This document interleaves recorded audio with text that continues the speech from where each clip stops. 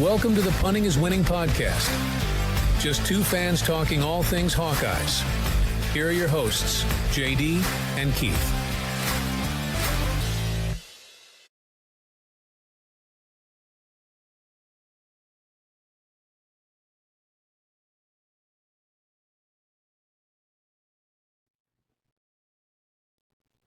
Welcome back, Hawkeye fans, to Punting is Winning, the All Iowa podcast. We are your hosts, Keith and JD. Welcome back. Coming off a bye week, so didn't lose. No. Hopefully they got some rest and healed up a little bit. It'd be interesting to see what the depth chart looks like tomorrow, especially quarterback. I would imagine. I'm guessing Jackson Stratton probably got quite a few of the 1 reps this week. But I would assume if he didn't, so also. then there's a problem. Yeah, and that doesn't hurt anything. No. Doesn't hurt anything at all. But first, let's touch on question of the week. Last week we asked, get your opinion on what the Iowa men's basketball, either their overall end-of-the-year record, where they're going to place in the conference, whether you think they're going to make NCAA, NIT, or stay home. Just kind of get the fans' opinions on that. And I think from the consensus of what we received, it was middle to lower portion of the conference finish and fringe NCAA team if they can get some things squared away, more than likely an NIT team. I'm probably a little more optimistic that they'll be a bubble team for quite a while and that they'll probably make the NCAA tournament. I see them beating a few teams that they probably shouldn't, and I probably see them losing teams they shouldn't as well. It just depends. What we saw out of them Friday night in the second half was encouraging. So, I'm hoping that kind of rolls over to the rest of the year. It just kind of seems like that showed Fran a little bit more of what the lineup should be going forward. But, obviously he wasn't going to not start Brock Harding and Owen Freeman and Moline. That would just be right. He'd probably get run out of town for that, but maybe. I think he showed that he wasn't afraid to stick with Drew Thelwell in that second half because he was playing better on both sides of the ball. And I don't think Brock got in the last 12 minutes of the game. So yeah, there was quite a bit of time there towards the end that he sat on the bench and watched, which was okay. The way it was going, I think defense was the way they wanted to win the game. Yeah. But we'll talk about that a little bit more in depth in a little bit. But let's, do you want to just, let's jump into it. Let's do football. Let's preview the Maryland game coming up this coming weekend. Right. Well, Maryland is not a good team. I'll just start out with that. They are 4-6 overall record and 1-6 in the conference. They are led by Mike Loxley, who's been a head coach there since 2018.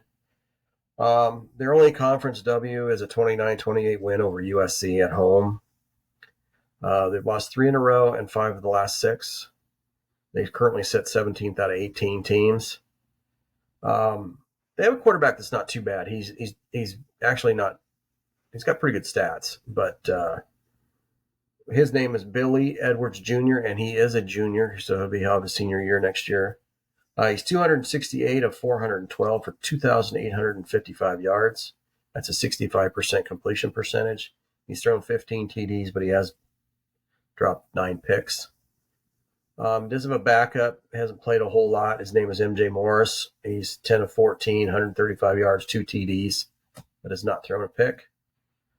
Running back Roman Hemby. A lot of people remember his name. He's been there, seemed like forever. 113 carries, 524 yards for a 4.6 average. He's got 6 touchdowns on the year. He's backed up by Nolan Ray, who has 62 carries for 275 yards. He's at a 4.4 average yards per carry. He has 2 touchdowns on the season. We've got a pretty decent wide receiver named of Ty Felton. He's got 86 receptions, 1,040 yards for a 12.1 average, and he scored 7 touchdowns. He's got another wide receiver that does pretty well too, Caden Prather, 52 receptions, 579 yards for an 11.1 average. 3 touchdowns on the season. Their top defensive tacklers are linebacker Ruben Hippolyte, 47 tackles, 1 interception. Their other higher tackler, he's got more tackles, is Dante Trader Jr. He's got 44 tackles with 1 interception. Their sack leaders are Caleb Wheatland. He's got 3 sacks, and Kellen Wyatt also 3 sacks, but also has 2 forced fumbles. And they have 2 guys with 3 interceptions leading their defensive backs with interceptions, Jalen Husky and Glendon Miller, 3 each. Kickers, 28 of 29 on extra points and 11 of 16 on field goals. His name is Jack Howes, and he's got a 48-yard long, so he's not going to probably be tested out at 50 or beyond until this week. Punter, He'll make it. What's that? And he'll make it. Oh, I'm sure he will. They all set their records against Iowa. Punter is Bryce McPherson, 38 punts, 46.2 yard average, and he has hit 19 out of his 38 punts inside the 20. So he's pretty good punter, I would say. I don't know a whole lot more about him. I know that they have not had a good year, and I think they were expected to have a decent year with what they had coming back. Seems like they throw the ball a lot. These running backs, 113 carries is not a lot on the season so far and through 10 games. That's, what is that, an average of 11 carries a game? Yeah, it's not a lot. 524 yards, that's 52 yards for that one per game. They're not a good running team. They'll get 250 on Iowa probably this weekend. Neither was UCLA. That's what I'm saying. And I'm going to go on record saying if Iowa loses this game, there should be some serious soul searching going on in that program, and I mean from the administration down. I'm not going to call for anybody to be fired. I'm not going to do that. But I think that's the general consensus with most of the fans, is that if this is a loss, and I know it's on the road, and Iowa's not played well on the road. If this is a loss to a very poor, probably the worst team we've faced, including Northwestern, and if we lose to these guys, the thing I know I've noticed about Maryland, and I've watched them a couple games, is they're probably one of the most undisciplined teams I've ever seen, and they have been for every year since Mike Locksley's been there. I've noticed that every time Iowa's played them, they are so undisciplined, and you got to basically, if you can come out and you can tackle, you'll beat them. That was the biggest problem with UCLA. They couldn't tackle. They tried to just hip check them, shoulder check them, whatever, and guys are going to bounce off that. So hopefully over the last 2 weeks, they've had some heart-to-hearts with Phil Parker, and he's gotten some words of wisdom into him, let's say. But, I guess if guys are out there and they're just not really doing their job, get somebody out there that will. That's the way I look at it, especially at this point in the season. Yeah, 100% agree with that. My concern is that some of the players may have checked out already on the season. They just don't have a lot to play for. I mean, they're just playing for pride. Pride doesn't really get you very far, especially nowadays. So I'm worried about players that are just going through the motions and checking out. They've already checked out. They don't probably I would say a lot of the defensive players that think they're going to go on and play on the next level are probably going to check out for the game, the bowl game. And I don't blame them. I'm not going to go out to the Pinstripe Bowl on an icy field and get an ankle rolled or a knee, ACL or PCL or whatever, and end up not having what could be a career in the NFL. I wouldn't do it either. I mean, to be honest, if I'm thinking that I'm going to make money at the next level, I'm not going to go to a meaningless bowl game and just ruin my career potentially. I mean, obviously, there's no guarantee that you won't or you will, but there's a guarantee that you won't if you don't go. We'll wait and see. Yeah. So I would agree. If they lose to Maryland, there needs to be some serious changes probably need to be made at that point. Yeah. That's not a good team out there. And I Yeah. think the advantage it will have is, and I said it last week, I think the two losses that Iowa have on the road to inferior teams, Michigan State, UCLA, natural turf fields. I don't know if that makes a difference, but that is the commonality between them, and they couldn't tackle. I mean, granted, that's natural turf doesn't make you go, oh well, I can't tackle now. But Iowa just seems slower, and that has a lot to do with the field surface. Would it have made a much difference if they played on turf? Who knows? You can't go back and say retroactively and say, oh well, this team would have definitely won if they played at home or if this was played on a different surface. Who cares? They lost. You got to move on. But the contributing factor is they didn't tackle and they're playing on natural surface, which they're not used to playing. And the saving grace is that Maryland plays on a turf field too. So if that is a factor, then they don't have that to use as an excuse. Well, obviously we've been let down a couple times, but we're not used to being let down by the defense. We've been let down a couple times by the defense. I think the offense needs to step up and start running the football a lot more often. And I know that's going to be tougher to do when the defense stacks the box on you, but you're going to have to establish the run. I think Iowa's a much better team when they run the football. And if they can establish a run early, I think it's going to bode well for Iowa, obviously, for all the right reasons.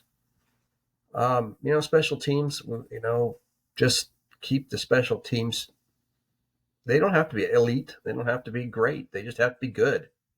And if that's the case, I think we'll be okay. Like I said earlier, I worry about the emotions, the mentality, how invested has this team become in the rest of the season. And I'm worried that it's kind of reminiscent of the 97 season where we just kind of fell flat at the end of the season. And, that was towards the end of the Hayden Fry era. And, there's a lot of similarities from that year to this year. And let's hope that let's hope that Kurt gets it turned around. And, he gets the kids back invested in the season. They go out and they win the next two games and do it well and handily, hopefully, especially against Nebraska. I'd really like that to be a kill game, not a thrill game. Right. So I can relax and have a good Friday evening or night. Something to build on going forward. I'm not worried about the bowl game because that's just kind of formality, but I'm thinking more like next season. Mm-hmm. So, it's going to be interesting to see what kind of team shows up, I guess, at Maryland. Yeah, I think it'll be the team that probably played like they did at Minnesota. I hope so. I hope you're right. I really do. I think they'll get it righted. They seem to play pretty well after a hiccup or two, so we'll see. Yeah, they do typically when they have a problem. However, they don't have the greatest record coming off of bye weeks either. No, but so those are all meant to be changed at some point. Yeah, I mean, there's always exceptions to the rule, of course. Yep. Hopefully this is one. But we'll see. I don't know. We'll see. Hopefully Iowa can get it turned around and finish out the season strong and build for next season. That's all I can say. Fingers crossed. We'll see. All right, let's shift our gears over to the hardwood, and let's tackle the men's basketball team first. A couple of wins this week. Yep. Over South Dakota and Washington State. I'd say the most impressive one was probably the Washington State Absolutely. game. Actually, I was pretty impressed by how badly they kind of put it to South Dakota. Yeah, South that was Dakota's a 3-0 South Dakota team. Yeah. So that was encouraging, and then they come out against Washington State, and you're not getting it done offensively, you're not hitting your shots, but they find a ways to win defensively. Which, when was the last time you actually said that about an Iowa team? It's been a while. But let's touch on that South Dakota game first. Okay. That was obviously a fairly handily win. It was a 96-77 final. Iowa was led by Josh Dix, 23 points, 4 rebounds, and 5 assists. Iowa shot 54% from the field that game and 42% from three-point line. And they hit 3 out of every 4 free throws for 75% average. They won the rebounding battle 39-35. They only had 10 turnovers. So I thought, yeah, they played pretty good. We did see the return of Seydou Traore. He had 12 points and 22 minutes of action that night. So, More yeah, of pretty a debut handily. than a return. Well, the return, he was in the exhibition game, I guess. Yeah. Technically, yes, it would be his debut. But, yeah, no, I liked the way they played. They got out to a lead, and they just increased it and held on, and I was very happy with the way that game came out. They shot the ball well. I thought they played good team ball for the most part. Not the greatest defense that night, but they didn't need it because they were far enough ahead. They just kind of coast at the end. And I think the impressive part of it was, one, you did it without Owen Freeman. Yeah, he was out Two, sick. you did it without Peyton Sanford really having a good game. Yeah, Josh Dick stepped in and had a really nice game, and that's what you're going to need going forward. Is you're going to need somebody to step up every game. If it's not, you don't ever want to really rely on just the one person like. I guess like Iowa did with Caitlin Clark on women's side, but by the same token, she wasn't just the only person on the team, but she did the majority of the points and the leading and the assisting, and so she was the point guard, so she ran the team anyway. So that's a good thing. But yeah, you need to have somebody step up every game, and it might be somebody different every game because we're going to see in the Washington State game and somebody else step up. It wasn't just Josh Dix. He, in fact, didn't even have a very good game at all Friday night. But, good win over South Dakota. South Dakota was 3-0 coming in. And, had a couple nice wins. They didn't beat anybody really, higher up there, but still 3-0. Yeah. And now 3-1 after this. But, just a workmanlike effort. Get it done, move on. We went to Friday night. The Pentagon. No, that's not Pentagon. No, the Mark and Moline. Yeah, the Mark and Moline. Another win, 76-66, led by Owen Freeman's 21 points and 11 rebounds. That's a double-double. Iowa only shot 42% from the field, 32% from the three-point line, and not a great 67% from the free throw line, and I think they made a lot at the end because at one point they were 4 of 15,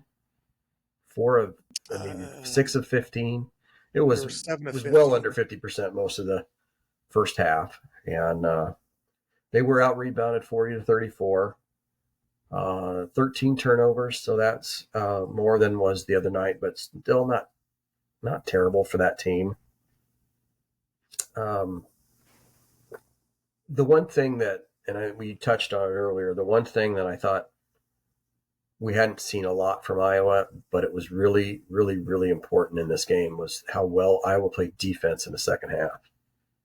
I thought that was what carried the game. I really do, because at one point, wasn't it, they were 56-56 at one point, and they only allowed 10 points after that and scored 20. So I would say that they had a 59-57 lead maybe at one point. That was like that could very well be. I could be wrong, but yeah, they didn't do much down the stretch. And granted, a lot of that was the defense. But they weren't hitting shots either, and right. It was because the defense put pressure on those shots. They were more contested than they normally are, and I saw things like Traore and Thelwell were up in guys. They were in guys' faces, and you didn't see the blow-bys that you normally see, which frustrate the heck out of you as an Iowa fan. That's the blow-by and the swipe. You did see it in the first half quite a bit. That guard that Washington State had that he had like 27 points. He was just dicing them up early. Calamese or something like that. Yeah. Really, I thought that the obviously did the tail of the tape was the defense, but I really liked that Drew Thelwell stepped up and hit 2 3-pointers in a row and really kind of pushed Iowa ahead and to stay. When it was nip and tuck, Iowa was ahead and behind, and it was kind of back and forth. In fact, I think they were behind the majority of the game. and then came back and took the lead. And then once they took the lead there in like 62 to 61 or whatever it was, they kind of went on a little run, and they shot their free throws good at the end. They weren't shooting them good at the early part of the game. But with it being in a place that they've never really played, I don't know the last time they played at the Mark. It's been a long time. 20 plus years. Yeah. So none of these guys, except maybe the Owen and Brock, were the only ones that had probably ever played there before. Now, getting a win against a Washington State team that was a big scoring team, they were almost mirror images of Iowa. They score a lot, but don't play the greatest of defense. But I think the team that decided to play defense ended up winning the game, and that was the good part for me. That was encouraging. I really was encouraged by the defense. Hopefully they can carry that over and continue to play good defense. I don't know. I thought maybe I think the last time we talked, I said something about my starting five. I don't know if I wouldn't put Traore in there now. I mean, he's really been playing well coming back, and he's very athletic. I like his upside. Brings a different element to it. His shot is pretty smooth too. Yeah. So, but sometimes like we talked before, some guys just flourish coming off the bench, and I don't know if you want to disrupt that chemistry and try to start them and see if that happens. But if you're going to do that, you do it against somebody that you should be beating, and you say, okay, well, this is probably not the best move. Like we talked about Brock Harding. Brock maybe is a little bit better coming off the bench, and Drew maybe a better starter, because Brock has a chance to let the game slow down a little bit. He's not got the pressure on him at the beginning of the game, whatever the case may be. I don't know. But that might be a situation where it's not necessarily demoting you to non-starting. It's more of we feel that your presence off the bench is more valuable than your minutes starting to us. You're going to play the same amount of minutes. You're just not going to be on the court at the first 5 minutes. But we really need you in that second 5 because you bring that energy or whatever. Sell it that way if you have to. I mean, we saw it, like I said, with Peyton Sandfort a few years back when they brought him in to start, and he just was not effective. But they put him back on the bench and brought him in as the 6th guy, and he back the way he was. Because it's a mindset. It's that mentality of there's less pressure on you when you're coming in off the bench. So maybe that's what he needs to have happen for at least another year. And, when he's a junior, he's got that mental maturity to handle that better, and he's got that extra year of experience under his belt. He will handle it better. We saw that with Peyton. Get that extra year under your belt, and as a starter, he was effective. So sometimes that's just what needs to happen, and it's not because the kid's terrible or whatever the case. It's just it makes more sense to use your tools in certain respects to the flow of the game. So, I thought Cooper Koch had a good game Friday night. He contributed, played good defense. I really like the way he's playing. There's a lot of upside with him. I think there's a lot to be excited about going forward. I think there's some guys going to be coming in too that are going to be exciting to watch. I will go back an extra game and say props to Riley Mulvey for coming in and giving good minutes that game against South Dakota. Yes, he did. They were not poor minutes by any means. He did not look out of place. He was effective. He wasn't, he's not an offensive star or anything, but he was effective and he was in position. Had that aggressive dunk. Evan Braun's played well too. Yeah. Yeah, I like that dunk that he had, that where he went up and came down. He looked like he was all excited and mean, and it was kind of fun that he was aggressive on that dunk and was like, I deserve to be out here and play. So I was happy to see that. And he doesn't play a lot, and I was excited that he got to get in. Yeah. So what's on the horizon for this team? Okay, so Ryder on Tuesday is a BTN Plus game. It is in Iowa City. And they've got Utah State on Friday, and I think that actually is on. I didn't look forward that far on my TV screen to see if they were on, but they play Utah State on Friday night, and it is also at Iowa. So those are your 2 games for the week, and I can't help but think, well, Utah State has been decent lately, but I'm not sure what they've got coming back. They're the ones we played at the Pentagon a couple years ago. Okay. Looking at the schedule right now, it is not a home game. Oh, it is not. It is a neutral site game in Kansas City. Oh, I didn't know that. I But guess it I is on didn't the read. Big Ten Network. Okay. Well, at least we'll get to watch it. Yeah. Unlike 7 today's o'clock on game. Friday night. Yeah. Well, I got to watch today's game. You did? You have ESPN Plus? Yes. Oh, I don't, so I didn't get to see it. Okay. So there you go. 2 games this week, Tuesday and Friday. BTN Plus on Tuesday, and you said Big Ten Network on Friday? Big Ten Network on Friday. Both 7 o'clock starts. Okay, good. But we'll make sure that we're tuned in for that. Yeah. Okay. Do you want to switch to the women's team? Yeah, switch to the women's side.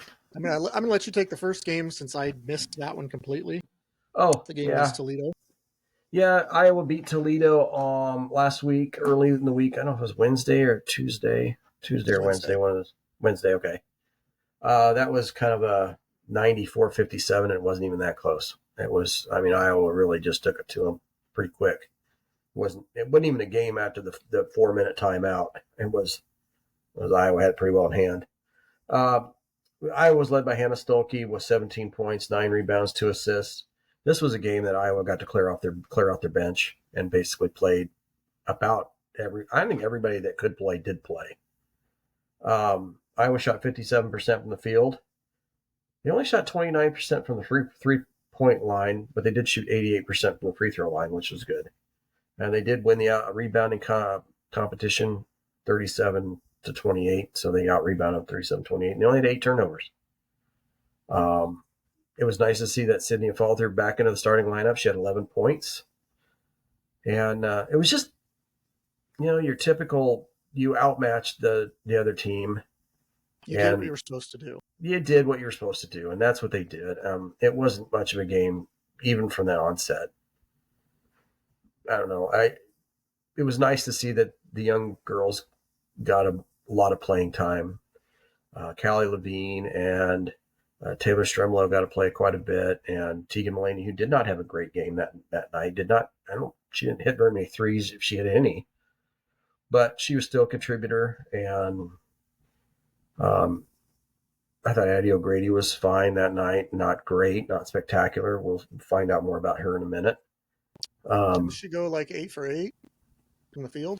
I don't remember her being that great that night. I think it was more 8 for 8 was when they were playing Virginia Tech last Sunday. I don't remember her being all that great against South Dakota. I mean, Toledo. I'm sorry, yeah, right. Toledo, not South Dakota. Men played South Dakota. Toledo. The Rockets. Plenty of Rockets. Plenty of Rockets. Yeah. Yeah, just, what can you say about that game? I would just took care of it right off the bat and never really looked back. But you're going to look up Addie, see what she had on Tuesday or Wednesday, I mean. Yeah. I'm just kind of curious because, like I said, I did not get to see that game, but I thought she had a decent game. No, she was just 3 of 5, had 10 points. Yeah, she just kind of played she didn't really need to be great, so she just kind of did what she needed to do. And, this whole thing, we need to discuss. Lucy Olson has been really good. I mean, not like blow you away out of the park great, but just solid, really solid. And I trust her with the ball. I trust her to make good decisions, and it's nice to see because you knew you were going to get a scorer in her because she was number 3 in scoring.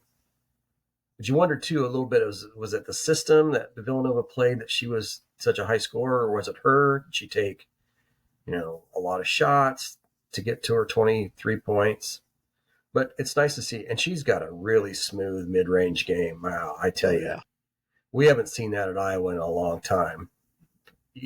Just from a women's standpoint, I don't remember. Have you ever seen anybody at Iowa that can just pull up from 10 and it's 75% of the time it's going in? I mean, she's just that smooth. No, and can create her own shot out of nothing. She's a good ball player. She'll be playing in the WNBA next year, I have no doubt. Yeah. So, Really excited about her, and hopefully she has a good continues to have a good rest of the season. And she's just going to make everybody around her better, and that's good. That's what Caitlin did, and that's what she's doing. And glad to have her on the team. She's got a great attitude too. Yeah, out on the court, she's just always smiling, always seems like she's always having fun. Yep, always having fun. So. Yep. So I got to watch today's game against Drake. Okay, well, I'll let you run this. I do have some stats and stuff here, but if you want to see them or hear about them, but otherwise, I'll let you just go with it. Yep, that's fine. So Iowa won at Drake, 86-73. High point scorer was Addie O'Grady with 27, and Lucy Olson chipped in 18. Hannah Stolke had 16, and Tegan Mulaney had 13. They did turn the ball over a little bit more this game than they should have. 17 turnovers in this game. But there was a few things that I wanted to bring up about this game. They gave up 40 points to Katie Dinnebeer. And I think a lot of that was the fact that she got bailed out a lot when she would try to drive in. She'd get a lot of fouls called, and she'd go to and hit her free throws. But Drake came out hitting threes right off the start. And the thing that I really liked about Iowa's approach to this game was the fact that a lot of times you get, and especially if you get a team that's a little bit younger or a little less experienced, when a team comes out and starts dropping threes on you, I think Drake hit the first 5 of their first 6. That was 5 of their first 6 shots even. And you tend to start to play their game. So you want to match them 3 for 3. And Iowa was like, no, we're just going to continue to go inside. And that's all they did. They just kept chipping away at that. I think Drake got a 5 or 6 point lead, something like that. Mm-hmm. I would chip away by going inside to Addie O'Grady. I think she had 20 points in the first half. So I was really impressed by that, because if you look at it from a law of averages perspective, you knew that Drake was going to cool down. They're not going to sit there and be 5 of 6. They're not going to shoot 80% from 3 for the game. Their law of averages say they're going to fall down to, maybe 40, 42%. I would rather have a team that hits, because Iowa was able to do whatever they wanted inside. Points in the paint, 5 feet and in. I would take a team that hits 80% 5 feet and in any day over a team and expect them to maintain that over a team expecting to maintain that average from 23 feet and out. So Iowa just played to their strengths. They didn't shoot a ton of threes to begin with. Yeah, they did make a few, and I think overall, from 3-point range, they were 7 of 20. So 23 pointers was probably more than I even thought that they took. But Taylor McCabe was 3 for 3. Drake took 40. Yeah, and they made 13. So, Iowa basically said, we'll let you have your 33% or 32%. We'll continue to hit our 2s, which Iowa hit like 53%. So I would take that any day of the week. And that was the best way to play that game. Because Drake's not going to match you on the inside. They didn't have the size to match you on the inside. Anna Miller is their only big player, and she's a stick. She's not going to bang down low with you. She's going to be more of a kind of a garbage points in the paint, but she's more of a mid-range just stepping out to hit a 3-pointer time. Did I hear she was like 1 of 17? Yes, she was 1 of 17, and she had 6 points total, but she did have 10 rebounds. But yeah, she's just not the type that was going to match up with Addie O'Grady by any means. Huh. So Iowa said, hey, let's just keep going down there. Now, I was a bit surprised that really didn't see Ava Hayden much. Right. Until very late. I thought that was a big surprise, but, maybe she was not feeling well, or she's dinged up a little bit and just didn't want to risk it, or whatever the case may be. Not my team, not my roster to make, and not my substitutions to make, but I'm sure there was a reason why. Could have just been the flow of the game didn't work out in their favor. Maybe she's just a step slower than those guards were going to be able to run past her, and she was not going to be as effective. Whatever the case may be, it worked out well. Once Iowa got that lead back in the second quarter, they just held on to it and didn't relinquish it. Now, Drake did cut it down to a 4 a couple of different times, but then Iowa would go on a run and be like, Yeah. just put it back up to 11 or 12-point game and just maintain that throughout. So really good win. That's a good Drake team. That's a Drake team that's probably, I think I'd not say probably, they are predicted to win the Missouri Valley again this year. They probably I can will. see why. They have some talent there. At like I said, Dennebeer is fearless. I watched her last year. We went to a Drake game when they played Illinois Chicago, and first Drake game I'd seen, and I remember telling my wife, I said, that girl's scrappy. I like her. Now, granted, I didn't like her today because playing against Iowa, but it's Drake. I'll root for Drake the rest of the year. There's one game I won't root for Drake, and that's against Iowa. But I have no qualms against them. I'll root for them the rest of the year, and I think they'll have a really good year. Up till today, their one loss was to a ranked Creighton team on the road by I think 8. So nothing to hang your head about there. So I think they'll have a very good year, and this was a good test for Iowa to go on the road and play this game. So now they get to, I assume, come back home. I think you've got the rest of the schedule for next week or for this coming week. I do. They actually play Wednesday with Kansas, but they go to the Sanford Pentagon and play in Sioux Falls, South Dakota. It's kind of a neutral site game. That is on the BTN. That is on Big Ten Network. They play again on Sunday against Washington State. I believe that is a home game for Iowa. So the men's and women's both get to take Washington State at home, and I would assume it's a home and home next year. They'll have to go to Washington State. I would assume that. Usually they don't do it where it's one comes and the other one there, and the other one doesn't go. So that is on Sunday, and I didn't look ahead that far to see if that's on. I would assume that's on a channel everybody can get, ESPN or Big Ten Network or something. So if you want to look that up, I don't know that I wrote that down. Network. It is on Big Ten again? Okay, good. 3 o'clock. So no more Big Ten plus jitter that I have to watch. Yeah, I'm excited for the rest of the season. They're undefeated, and hopefully they can get by Kansas and Washington State. Their schedule is not easy. Their schedule, if you look forward to what they play, they have very few little cupcake teams like the men seem to have. Yeah, got Tennessee and New York. Tennessee. BYU and Cancun. There you go. I'm sure there's somebody else in Cancun too. Well, they got to have to play based on that. Rhode team. Island. They're going to have to play that team up in Lames, Iowa. Yeah, they've got them on the 11th of December, and then they start their conference schedule against Michigan State at East Lansing. So they're going to get some tests. They're going to get tested.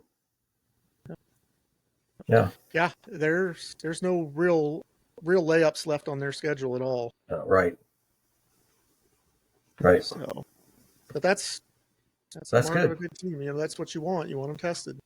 You want to find out what your team's made of and where the you play good players and good teams, and you know where your weaknesses are, and you know where to work on. You know what to work on. Yeah. That's what you want. So that's pretty much the week in review. Go ahead. I do have one thing I want to mention. Anybody that's a regular listener of the podcast that is a wrestling fan, I want to just give you a kind of a heads up that we may be doing a wrestling snippet in the next 3 weeks, maybe. We're going to have a special guest on that is as far as I know, he might know more about wrestling than most of the people on the planet. And he's going to come on. He's got his own podcast in the east side of the state, and that's all he talks about is wrestling. And I've known him for 20 some years, and we may have him on and help us out with some wrestling. It'll be University of Iowa based. We'll focus on U of I, and he's going to be able to give us the lowdown on all that there is to know about wrestling, and it'll probably interest some people that we haven't had as listeners. We'll make sure that we put it out ahead of time, but that's kind of a teaser of what's coming up. Probably be it right after football season. We'll try to get him on, and he's agreed to do it, and we just haven't settled on a date yet. So Most I can tell you about wrestling is they throttled Bellarmine over the weekend, and I think yep, didn't they beat Stanford? Is it they Stanford did they beat beat? Stanford last Saturday, I think. Pretty heavily, or pretty handily too. Yeah, And then I think two or three Hawkeyes were champions at the Grandview Invitational, from what I saw. I yeah, didn't really pay too close attention to it. And the reason why we don't talk a lot of wrestling is I didn't wrestle. I don't have anybody in my family that's ever wrestled. We just don't know the sport well enough that we feel we could give it the justice that it deserves. Although yeah, I think we could probably talk about it in the general sense well enough to talk. This guy we know who's supposed to be good, and based especially when it starts to get into the Big Ten schedule, it's a little easier to talk about because you hear more and more about those guys than you would some of these non-conference games. Like I would have known. Yeah, they rolled over Bellarmine 49-0, and I would have expected nothing less. I mean, it's to me that would be like Dowling wrestling it down to against Seymour. You know, you would expect it to be bad. So I don't know. We can right. talk about it, and it'll be interesting, and maybe it's something we can do a little bit more consistently to get that niche audience in a little bit more. Yeah, I'm going to talk to him about maybe coming on occasionally and just giving us updates and keeping us informed. He's seemed pretty open to the idea, and yeah, we'll see. We'll see how the first one goes, and we'll see what kind of response we get from the listeners. If that's something they want us to keep doing, or if it's something that just they don't care about, we'll see how it goes. I know that there's some people that have said something to us in the past about when are you going to do wrestling, or have you thought about wrestling? And I, at that point, I didn't really know what I was going to do. I just said, well, I don't think either one of us are really going to be able to talk about it intelligently enough to provide any insight. And so they were, well, I was kind of disappointed. I'd kind of like to hear about wrestling. So this will be an opportunity for us to go into some wrestling and learn about it in detail. And he's pretty good. He's coached state champions, and he's coached at the college level as an assistant. And I'm excited for what he's going to be able to bring to the conversation. And we're excited that potentially we could have him on maybe throughout the winter and see how it goes. We'll just see how it goes. I'm not going to speculate on what we're going to do. We'll just let it kind of let it develop on its own. Yeah, it'd be nice to broaden our horizons a little bit and get a little bit more knowledge on the sport. Maybe that's something that as we roll through that, we'll be able to talk about that a little bit more in depth and a little bit more intelligently, and not. That's my biggest thing. Is I wanted to be able to give that sport the justice that it deserves, but I didn't feel that I had the knowledge to do that. Right. So that's why we haven't done that yet. Right. But, okay. Well, with that Do you have anything else? No, I don't have anything else. It was a good week. Let's hope it continues in through this week and into the weekend. And it'd be nice to come on here next week and talk about basketball teams both going 2-0 and a football team going 1-0. So those are always good weeks to talk about things. I did see that we picked up a 4-star center on the men's basketball team this week. Didn't really get any real detail on him, but I just saw that we had picked up a he's 6'11", but he was pretty thin still, like 6'11", 170. It might be a project. But sounds like he's put on some weight. He's a little over 200 now. But I think some people compared him to somebody compared him to Kurt Luby, and I said, well, I hope he's better than Kurt Luby. I'm hoping more like a Gabe Olashaney style would be fine with me, but he definitely looked on his game film that he was more of a rim protector and definitely had some inside moves. Okay. But hard to tell, when you're 6'11", you're not, and you play, maybe you don't play on that national circuit of AAU, then probably not playing against guys that are your height and your caliber anyway. So It's hard to tell. We'll see. But 4-star center, I'll take it. Yeah, definitely brings the athletic ability. That's for sure. I could tell that from the films. So right. Yeah. And then So I think anything? the football team did pick up a running back recruit. Just we didn't talk about that last week. Yeah, Nathan McNeil. yeah, yeah. We'll see. He's a He had a good, 4-star recruit, also, I believe. yeah, he had a good playoff game the other night. So I think Ryan Fitzgerald had a pretty good game the other night too. That Really, Pat's kid, that's boy. the walk on. So yeah, wait and see Trying to think if there's what that brings up. Go Trying to ahead. think if there's anything else. Do you got anything else? No, Anything no, off topic?